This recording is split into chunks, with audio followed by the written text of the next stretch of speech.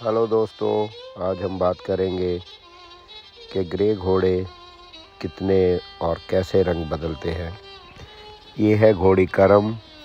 जब ये करीब 6 साल की थी, जब ये पैदा हुई तो इसके साथ भागते हुए इस काले बच्चे की तरह इसका रंग बिल्कुल काला था, मगर विद द टाइम ये करीब 6 साल आते आते ये डेपर्ल्ड ग्रे स्टेज में आ गई, जिसको गुलदार सब्जा भी बोल देते हैं। कई लोग गुलदार बोल देते हैं, कई लोग गुलदार सब्जा बोल देते हैं। और इसके बाद धीरे धीरे ये रंग और लाइट होता जाएगा, ये डेपल बिल्कुल ख़त्म हो जाएंगे। फिर उस स्टेज में जाके इसकी टांगों पे ब्लैक मार्किंग रहेगी। और अब आप देख सकते हैं, अब इसकी उम्र है 10 साल और इसका कलर टोटली चेंज हो गया है। इसके बाद अभी एक स्टेज और आएगी जिसको कहते हैं फ्ली बिटन ग्रे। और ग्रे के भी एक पूरी ज़िंदगी में कई सारे शेड्स चेंज करती है, जिसमें लाइट ग्रे, स्टील ग्रे और बिल्कुल एक कई बार चांदी जैसा वाइट रंग भी इसका हो जाएगा। ये घोड़ी जब 4 दांत थी, करीब 4 साढ़े 4 साल की थी, इसकी हाइट उस समय थी 63 से थोड़ी ज़्यादा, 63.5 इंच। मगर जब इसको हम लोग लेके आए तब इसकी उम्र उस समय थी करीब 7 साल और ये हो चुकी है 66 इंचेस। सो कई बार हम सोचते हैं कि घोड़ा 4 साल तक नहीं बढ़ा तो आगे भी नहीं बढ़ेगा, मगर ऐसा ज़रूरी नहीं है। ये उम्र के साथ घोड़ी लेट तक बढ़ती गई, जो कि कई सारी ब्लड लाइन्स में ऐसा होता है।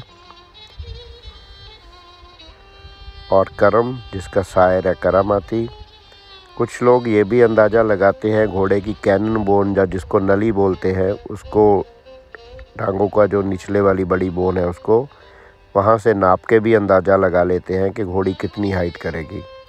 मगर इस घोड़ी के मामले में वो टेक्निक भी फेल होती है, क्योंकि इसकी कैनन बोन ज़्यादा लंबी नहीं है और इसका जो अपर पोर्शन है वो ज़्यादा हैवी और चौड़ा है। उस वजह से इसकी हाइट काफ़ी ज़्यादा है। मगर अगर टांगों के कंपैरिजन में आप देखोगे तो इसका धड़ नीचे वाले पोर्शन से ज़्यादा बड़ा है।